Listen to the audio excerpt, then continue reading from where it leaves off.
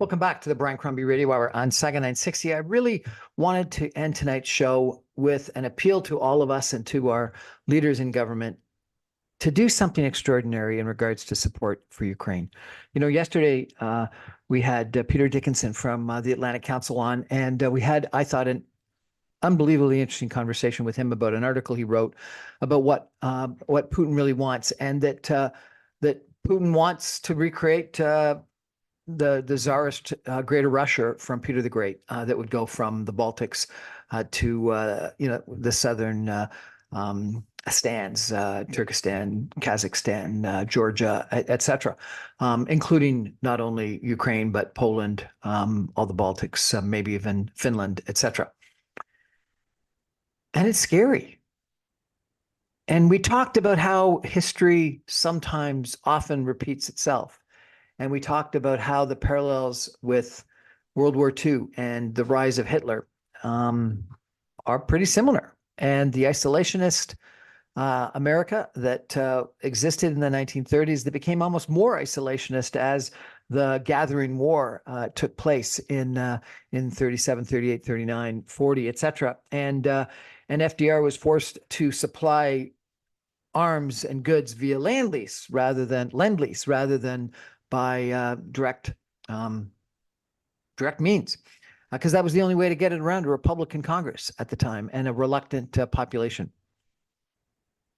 The fact that appeasement, Chamberlain, Munich just didn't work. The fact that there was similar justification for invading some countries because they were German-speaking at the time, and obviously the analogy being today Russian-speaking, that they were natural parts of the Greater Germany to the justification today that they're natural parts of Greater Russia. And the whole world suffered because we didn't take action sooner. I'm also, rethinking about all those lessons we've learned about how you deal with bullies. And you got to stand up to bullies. You can't appease bullies. You can't give in to bullies. You got to stand up to them. And the line that Nikki Haley used in regards to it's peace through strength. I've had some people from the military on last week. Former General Hillier, the former head of the Canadian Armed Forces, talked about how critically important it was for the Canadian military to be funded adequately, if not sufficiently, and reinvigorate the recruiting process, etc., and that we were becoming irrelevant internationally.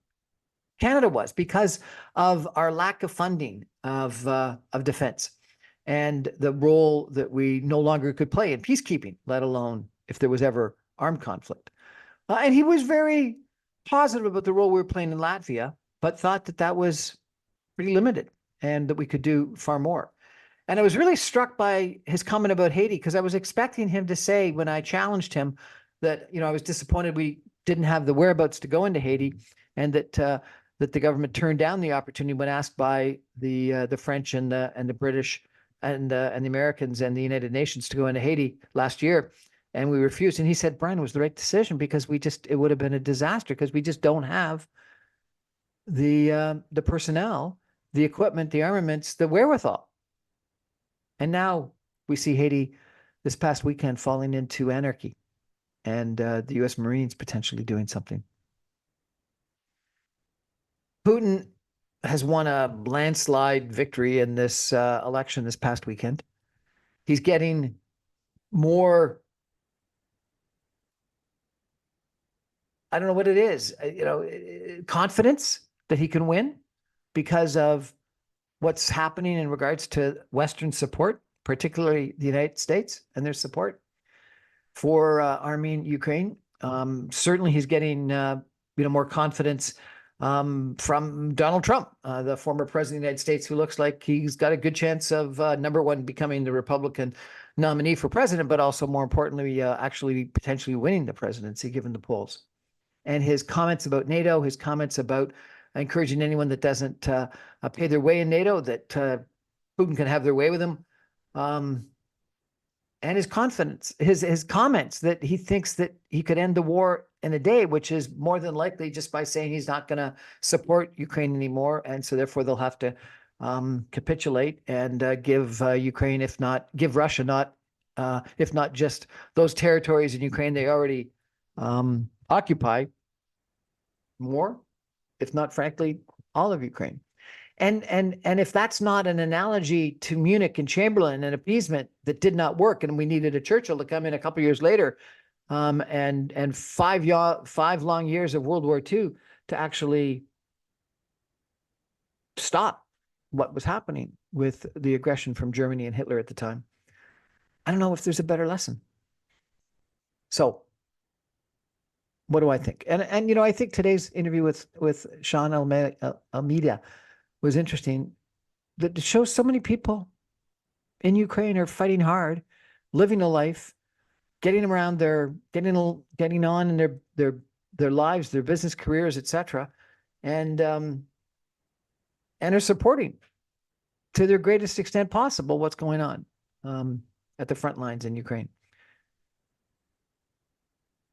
I think Canada should play, must play a role here, a very profound role.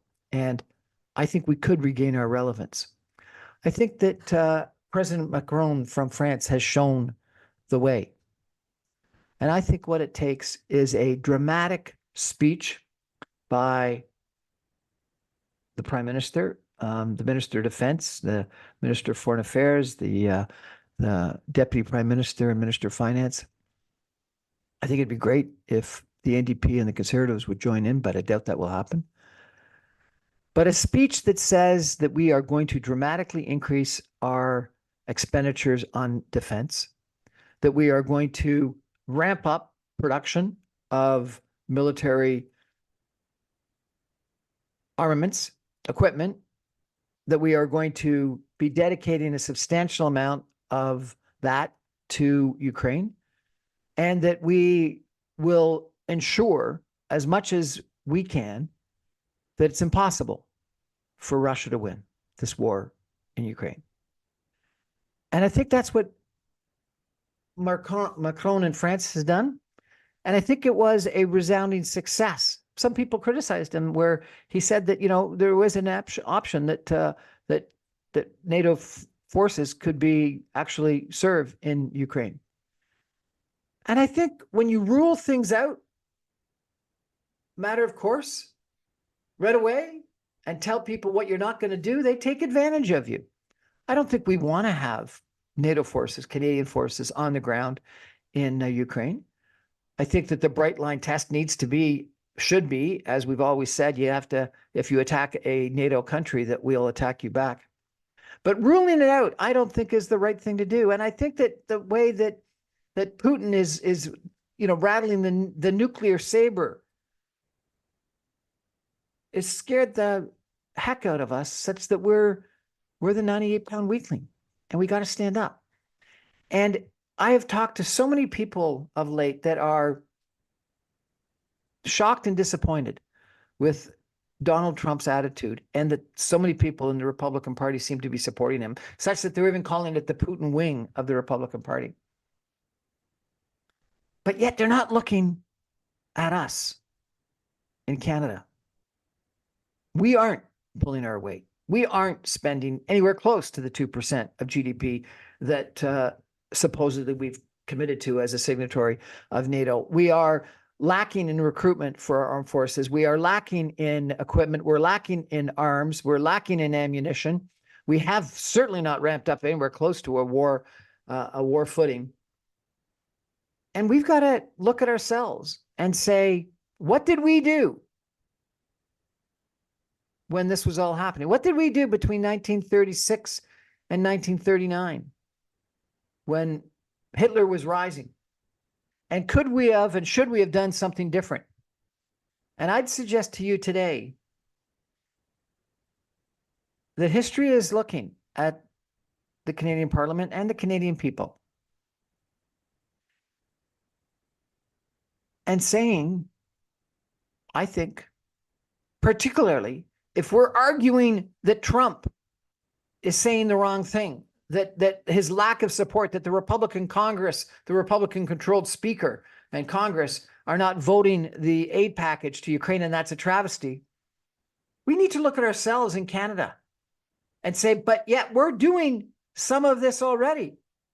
We're not funding NATO to the extent that we should. We're not funding Ukraine to the extent that we should. We're not spending the 2% of GDP on defense. And if there was ever a time in history to spend that 2%, to give arms to an ally, it's now. To make sure that this bully doesn't achieve their objective of taking over any of Ukraine, let alone all of Ukraine, and for sure not attacking any Western European, Eastern European NATO countries. And I think that we've got to, as Canadians, put some pressure on our politicians that say, where was Canada? Where were we when the world was crying out for relevance from Canada?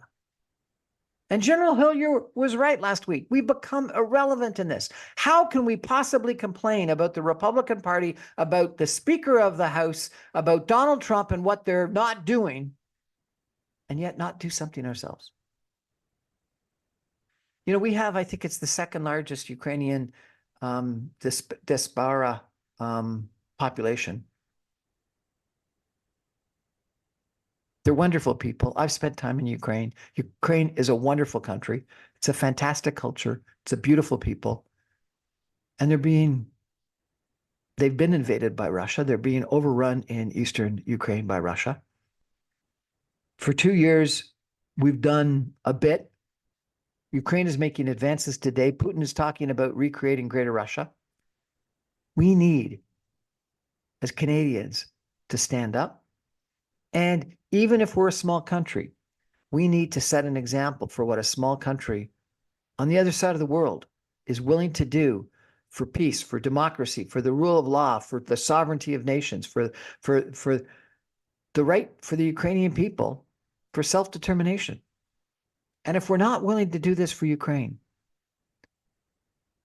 when are we going to do it? When it's Latvia?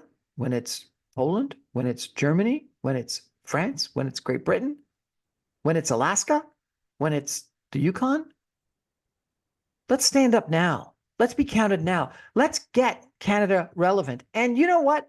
Let's show the Republican Congress, the Speaker of the House, Donald Trump, that we'll spend the money that we need to spend, that we'll